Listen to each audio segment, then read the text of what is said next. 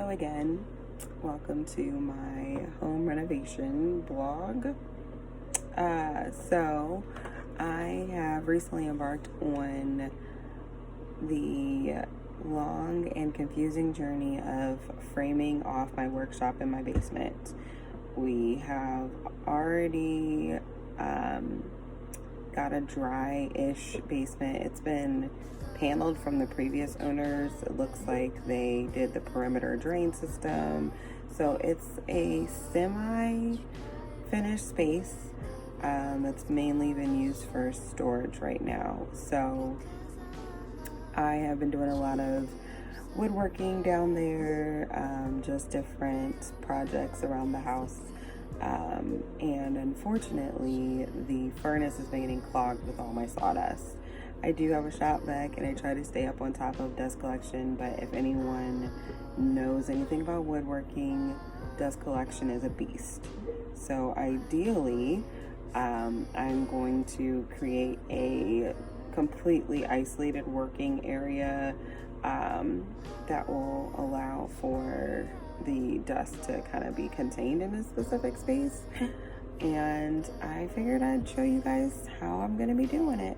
So travel with me on this journey. I don't know what I'm doing. I am taking it one YouTube video at a time, and I'm just showing you my methods, which are at times creative, you could call them. So here we go.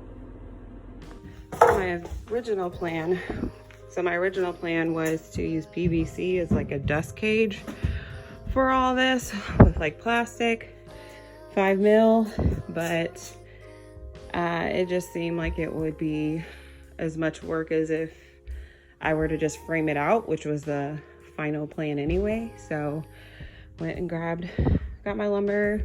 I'm gonna start framing off this half of our basement, and then I'm gonna frame off over here the furnace and utility closet, so that the wood dust from my workshop does not travel over here anymore, and to the rest of the room as well. Oh, dang it. So it's working. It's kind of helped me figure out where I want to put the walls. Over here, I'm going to wall off this door outside, and that'll probably actually make this area cool enough for root storage. Cap the drain here so that it can still, in case it goes down at the base of the stairs, it pools water, leaves, all this mess just comes right into the basement. So it makes sense to wall that area off. So I did some quick research on how to frame the basement and learned some things I wasn't aware of, or at least maybe it was some techniques that this person uses. So I had to decide on what fasteners I wanted to use for the base plates, and I started going down the road of Tapcons because that's what I have on hand from a previous project, and then I watched this video which encouraged me to go powder actuated just for quickness. But I've actually decided to go back to Tapcons because Tapcons are more accessible. They won't require me to buy a new tool. And the powder actuated sounds like a gunshot going off in your house.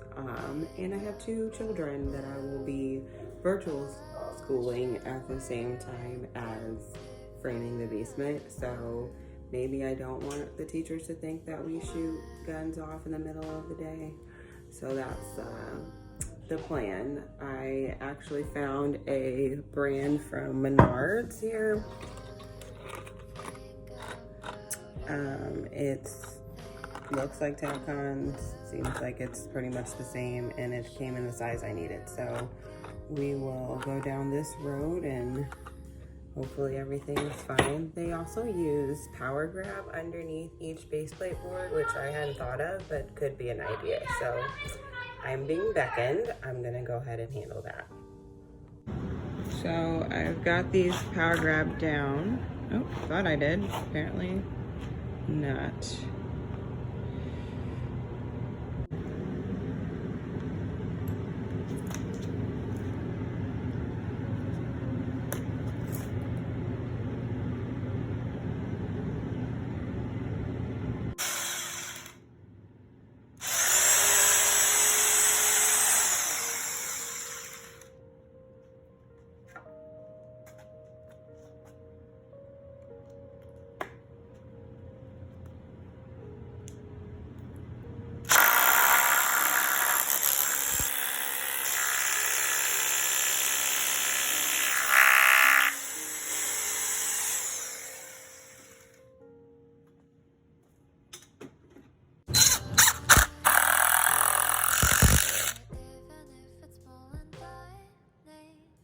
base plate to the ceiling is 80 inches.